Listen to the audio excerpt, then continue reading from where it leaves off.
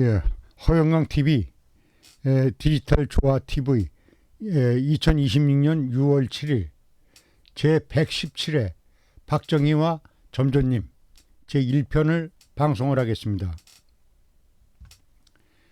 우리는 디지털 문명 창조를 위해서 이러한 노력을 하고 있습니다. 앞으로 이러한 내용이 지속적으로 발표가 될 것입니다. 오늘은 그 세 번째 얘기를 해서 유불선전태전, 우주점전에 대한 소개를 드리고자 합니다. 우리가 근세에 이 대성인이 인류사의 5손가락 안에 드는 성인 한 분이 바로 대한민국에서 이렇게 출연을 하셨습니다. 이 어른이 그 미래시대 디지털 문명을 창조하신 어른이십니다. 우리는 이 어른을 우주점전님이라고 호칭을 합니다. 그래서 일반적으로는 그 도랑 선생님이라고도 하고 또 존중해서 부를 적에는 우주점전님이라고 이렇게 부르기도 합니다. 우리 시대에 1918년 이 어른께서 태어나셨습니다. 지리산 자락에서 태어나셨습니다. 우리 인간 사회는 세 가지의 인생이 존재합니다. 고이지지, 생이지지, 학이지지, 이렇게 세 가지 류의 사람이 존재를 합니다. 고이지지라는 것은 태어나면서 과거와 현재, 미래를 통찰하는 그러한 그 능력을 가지신 분을 얘기를 하는 것인데, 단군님과 문왕, 복희대왕, 그 다음에 이 우주점전, 이분들을 고위지지하신 분이라고 이렇게 일컫습니다. 그 다음에 생이지지하신 분이 있습니다. 학문을 배우지 않고도 태어나면서 스스로 알게 되는 분을 일컫는 것인데, 공자, 노자, 맹자, 예수, 석가 등을 일컫는 것입니다. 이런 분들을 성현이라고 하십니다. 이런 분들은 성인이라고 하고요. 그 다음에 우리 대부분의 인간들, 저를 포함해서 대부분의 인간들을 이렇게 학이지지했다고 합니다. 학교를 다니면서 배우든 공장에서 배우든 뭐 군대 가서 배우든 이렇게 배워서 익히고 알게 되는 것을 학이지지라고 합니다. 그래서 뭐 대학교 교수가 됐든 뭐 선생이 됐든 누가 됐든 전부 다 학이지지가 되는 것이죠. 그리고 이제 그 우리 우주점전님 같으신 분, 이런 분들은 제가 겪어본 바로 이 어른은 시공을 초월하십니다. 역사도 초월하세요. 그렇기 때문에 제가 이 직접 겪은 거는 이분이 링컨이나 코치킨이나 모태똥 뭐 등 세계 각국 지도자들을 하고 수시로 이렇게 대화를 하세요. 우리 지금 전화 통화하듯이 이렇게 대화를 하는 겁니다.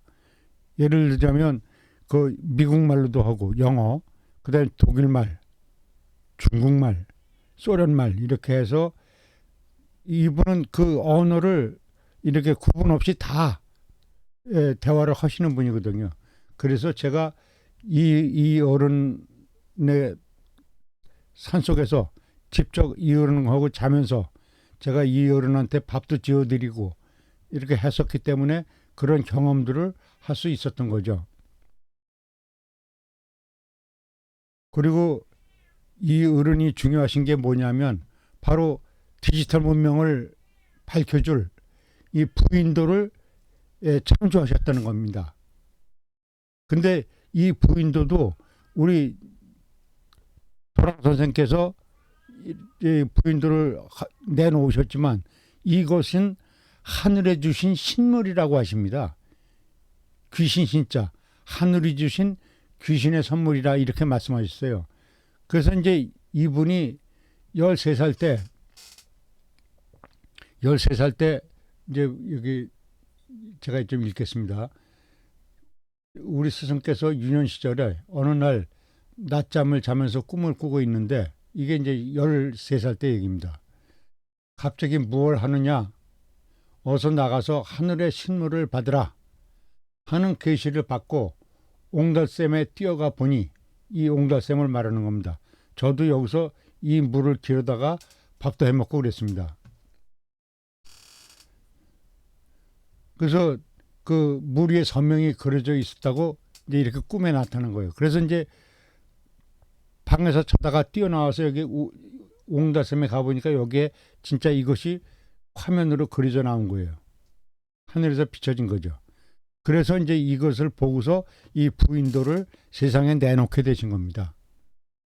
그리고 그 이후에 저하고 또 한 어른이 계십니다. 이 부인도를 같이 이렇게 그려서 세상에 내놓게 됐죠. 그래서 이 어르신에 의해서 이제 이러한 부인도가 나왔고, 그래서 이 부인도로 인해서 모든 인류가 번성하고 행복하게 살 수 있는 해인의 좌표가 되는 그런 부인도가 탄생했다는 것이고, 그리고 다음에 또 빨리 논에 나가 보라고 해서 그 이제 그 산에서 뛰어 내려와 가지고 그 소라가 있는 이제 논밭에 가 보니까 논에 가 보니까 논에 소라와 달팽이가 가득하게 있다랍니다. 그것이 바로 지금 오늘날 말하는 이 조개하고 이게 소라, 이 조개하고 소라의 이러한 식물이 있었다는 거죠. 그래서 그 식물을 보고 이 우주점정께서는 바로 이러한 디지털 시대의 미래 과학 문명을 이끌어갈 이러한 표상을 세상에 내놓으신 겁니다. 그래서 이 인류 문명의 좌표가 되는 부인도가 인류 앞에 출현하게 된 과정을 제가 오늘 소개를 드렸습니다. 이제 다음에 또 질문 있으시면 제가 또 상세하게 설명드리도록 하겠습니다. 그 다음에 그 주역을 대각하기 위해서는 대각할 무렵이 되면 항상 토끼와 여우, 호랑이가 방해를 한답니다. 우리 스승님이 1918년생이니까 그 후에 16살 더 들어서죠. 이때 그 주역을 읽고 그 대각을 하실 무렵이었었는데 16살 때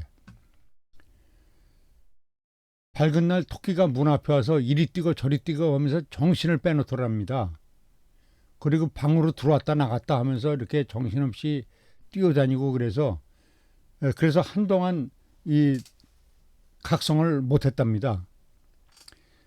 그 다음엔 이제 토끼를 지나서 또 대각할 무렵이 되니까 그 다음엔 여우가 들어와 가지고 그 방문안에 꼬리를 들이내고서 꼬리를 돌리기도 하고 그 다음에 머리를 들이대서 이 혓바닥을 그 턱 앞에 이렇게 내밀어서 막 돌려가지고 정신없이 한답니다. 그래서 꼬리도 돌리고 뭐 그 혀도 내돌리고 머리도 돌리고 막 이렇게 해서 정신없이 해서 또 이때도 그 정신이 없다가 이제 이거 다가가 할 무렵이 되니까 여우도 또 돌아가 버렸대요. 그 마지막에 호랑이가 와서 그 물어뜯을 기세로 위협을 하다가 그래도 점주님께서 흔들림 없이 끄떡없이 계속 주역을 읽으시니까 호랑이가 들어가신 후에 호랑이가 돌아가고 후에 주역을 대각하시게 되었다는 얘기를 해주셨어요. 그래서 나중에 우리 집안 어르신께 여쭤봤더니 옛날 성인들께서도 주역을 대각하실 때에는 항상 이런 일이 있었다고 합니다. 그래서 우리 100여 년 전에 바로 이러한 일이 있었다는 것을 말씀을 드립니다. 그리고 이제 다음에 또 이제 또 우리 만나서 얘기할 때가 되면 이러한 얘기 또 상세하게 나누도록 하겠습니다. 그리고 그 5.16 군사혁명, 이 박정희에 대한 얘기를 빼놓을 수가 없습니다. 그 이 우주점정께서 그 이 박정희가 쿠데타를 하고 난 다음에 이 얘기를 하셨어요. 박정희 시대는 도약의 시대가 될 것이다. 그리고 박정희 군정 18년이 지나면 그 후에 또 10년간 집권을 군부가 해서 총 28년간 그 군정 시대가 될 것이다. 그 시대에 비약의 그 시대가 지나고 비약의 시대가 온다고 했습니다. 여러분들 지금 보면 그 박정희 대통령의 그 도약의 시대를 넘어서 지금 디지털 시대로 들어가면서 대한민국의 세계 인류 국가가 되는 걸 보면서 이게 믿겨지시죠? 이렇게 대한민국은 비약의 시대를 맞이하게 된 거죠. 그래서 이때 과정을 제가 설명드리려고 합니다. 그래서 5.16 군사혁명 전날 서울 중구 을지로 3호 여관에서 강대항 변호사, 이진욱 선생, 김학원 선생 등 동시대 박웅준 선생도 있고, 그 박웅준 선생은 신문사 기자 하셨어요. 그래서 동시대 그 선생님들이 여기 같이 자리를 하셨었거든요. 그러고 이제 9시가 넘어서 우리 도랑 선생님께서 내일 새벽 4시에 박희성을 가진 육군 소장이 쿠데타를 일으킨다고 말씀하신 거예요. 그러니까 사람들이 깜짝 놀란 거죠. 근데 진짜 다음날 4시에 쿠데타가 성공을 했어요. 이 박정희 대통령이 이렇게 성공을 했습니다. 그래서 이때 그 우주점정께서 또 하신 말씀이 박정희 정권은 18년을 이어갈 권세가 이어질 것이고 그 후에도 10년간 권세가 이어진다. 이것이 이 어른의 예언서에 나와 있어요. 예언서에 이걸 기록을 해 놓으셨습니다. 제가 이것도 나중에 이제 보여드리도록 하겠습니다. 그래서 총 28년의 군정이 이어지고 대한민국은 세계의 그 인류 국가로 변모를 할 것이다. 이런 사람도 있었는데 그래도 이걸 뛰어넘고 이렇게 대한민국이 발전이 된 거는 대한민국 국민의 홍복이 아닌가 이렇게 생각을 합니다. 그래서 이때 그 도랑 선생께서 하신 말씀이 박정희는 진골이며 당군님 이후 최고로 나라를 부강시킬 것이다. 이렇게 말씀하셨어요. 그리고 그 박정희 시대를 도약의 시대라고 말씀하시고 이렇게 해서 이게 그래서 이 얘기가 나온 겁니다. 도약의 시대를 할 것이고 그 다음에 이 박정희 시대를 지나면서 대한민국은 이렇게 날아서 비약을 하게 돼서 세계 초일류 국가가 된다는 이러한 예언의 말씀을 하신 겁니다. 그래서 이 비약의 시대를 넘어 비약의 시대가 온다는 그러한 예언을 여러분께 말씀드리는 것입니다. 그 다음에 세계에서 아무데도 할 수 없고 대한민국이 할 수 있는 일이 대한민국이 디지털 왕국이 되는 이유가 있는 겁니다. 여러분들 이게 괜히 되는 게 아니에요. 대한민국은 이렇게 될 수밖에 없는 운명을 타고난 거 있어요. 우리 우주점정께서 1963년 낙향한 이후 하루도 빠짐없이 이 욱출대에 오르셔서 이 욱출대라고 있습니다. 이 천부 이거 제가 사진 찍은 거예요. 이 천부산에 떠오르는 이 태양을 제가 이제 이거를 촬영을 한 겁니다. 이렇게 그 천부산에 떠오르는 일출을 보고서 이걸 매일매일 기록을 하셨어요. 이거를 63년 이후에 돌아가실 때까지 이걸 계속 하셨어요. 그래서 낮에는, 그러니까 아침에는 이렇게 태양을 관찰하시고 밤에는 달과 별을 관찰하셨습니다. 그걸 돌아가실 때까지 계속 하신 거죠. 그 기록이 지금도 남아 있습니다. 그래서 우리 이거에 대한 이 거룩한 내용을 다음에 이제 설명을 또 드리도록 하겠습니다. 오늘은 간단하게 이렇게 욱줄대에서 이런 천문이 있었나 보다라는 그 정도로만 말씀드리고 넘어가도록 하겠습니다. 그 다음에 이제 까마귀 얘기입니다.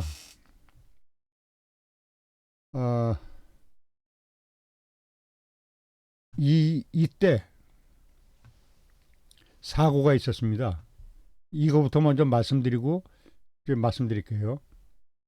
우리 도랑 선생께서는 10세가 되시던 해인 1927년 소학교에 다니시던 시절 일본인 선생에게 우리 도랑 선생이 질문하신 겁니다. 한국에 살고 있는 까마귀와 미국에 살고 있는 까마귀의 소리가 어떻게 다르냐 하고 질문하셨어요. 이에 선생님이 미국이나 한국이나 똑같이 깍 한다고 답변하셨다고 합니다. 이에 대해서 우주점정께서 짐승은 똑같이 소리를 내는데 왜 사람만 말이 다르냐 라고 질문하셔서 주의를 놀라게 하셨다고 합니다. 그래서 이때 이제 그 일본 선생한테 우리 스승께서 그 미운살이 베끼게 됐던 겁니다. 그래서 이 질문했던 그 시절에 그 일본 학생 동창들 중에서 그 나이도 있고 체격도 큰 그 학생한테 우리 스승님하고 씨름을 시켰답니다. 그래가지고 씨름을 시켜가지고 그 씨름이 아니라 이제 완전히 불구를 맹길어 버린 거예요. 그래서 우리 스승님이 그 왼쪽 다리를 아주 심하게 저으셨습니다. 그래서 그분이 원래가 불구가 아니라 이렇게 일본 선생에 의해서 그 일본 학생에 의해서 이렇게 폭행을 당해서 그렇게 그 왼쪽 다리가 불구가 되셨다는 말씀을 드리는 거죠. 그래서 이 질문 자체가 평범한 질문이 아니거든요. 그래서 이제 이것이 그 세상을 뒤집어 엎는 그런 소리가 나중에 된 거고요.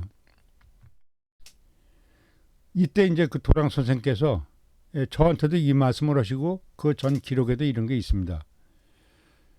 그 학생들이 공부를 하게 되면 소학교를 나오면 그 소학교를 다니면 소도둑이 되고 작은 도둑이 되고 소도둑이 되고 대학교를 다니면 대도둑이 된다고 말씀하시면서 이 크게 공부하는 것이 아니라 이치를 배워야 된다는 그런 말씀을 하신 거예요. 물론 이때 당시에 전 세계의 언어 통일을 위한 11조 문자 우주어를 이어른께서 창조하셨죠. 바로 이러한 질문을 하게 된 계기가 바로 이러한 그 11조 문자 우주어를 염두에 두고 이런 말씀을 하셨던 것이죠. 그래서 이것 때문에 일본인 스승한테 밉상을 받게 됐고 그래서 또 불구가 되고 하는 그러한 불상사가 있었다는 말씀을 드립니다. 예, 오늘은 여기까지입니다. 예, 홍익인간 이념의 디지털 문명 이에 대한 얘기를 오늘 말씀드렸습니다. 시청해 주셔서 감사하고요. 오늘은 1부 방송이었었고 내일은 2부 방송으로 다시 말씀드리도록 하겠습니다. 예, 감사합니다.